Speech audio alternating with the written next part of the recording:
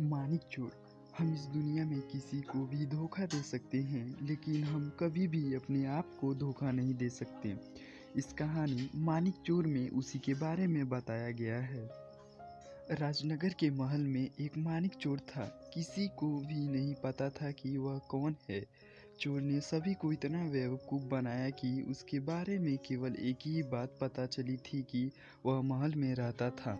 राजा ने यह पता लगाने का फैसला किया कि यह कौन है, और उसने एक बुद्धिमान बौने से मदद मांगी जो अपनी बुद्धि के लिए प्रसिद्ध था।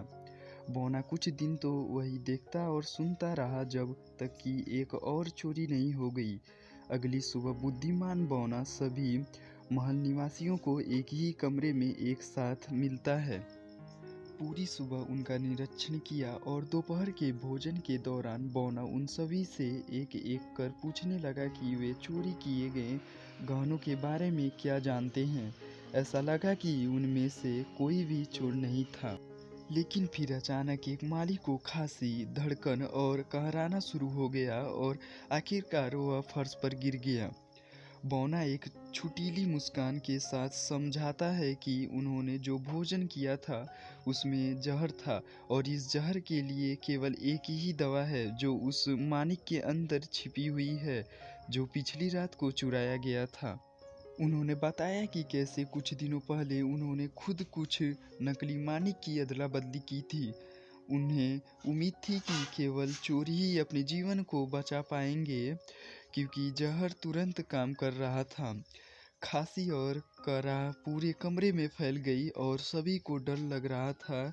एक व्यक्ति को छोड़कर सभी को, एक नौकर को, उन गहनों को ढूंढने में देर नहीं लगी जहां उनसे गहने और मानिक छुपाया था, क्योंकि अगर वह इस और उसके अंदर से अजीब तरल पीने में सफल होगा तो ही वह अपने जीवन को बचा पाएगा। माली वास्तव में बौनों के सहायकों में से एक था, और जहर थोड़ी देर के लिए कुछ तेज दर्द पैदा करने के लिए तैयार की गई औषधि से ज़्यादा कुछ नहीं था। लेकिन चोर अब पकड़ा जा चुका था और उसे सैनिकों द्वारा गिरफ्तार कर लिया गया और तुरंत अदालत ले जाया गया। राजा ने आभार व्यक्त किया और उदारता से अपने बुद्धिमान सलाहकार को पुरस्कृत किया। जब उसने बौने से पूछा कि उसका रहस्य क्या है, बौना मुस्कुराया और कहा, मैं केवल उस व्यक्ति को जानने की कोशिश करता हूँ जो सच बोल सके। राजा ने कहा, और इसे कौन जानता था? यदि चोर सभी को धोखा देता तो? बौना बोला, नहीं महाराज, कोई भी सभी को धोखा दे सकता है, लेकिन कोई भी खुद को धोखा नहीं दे सकता।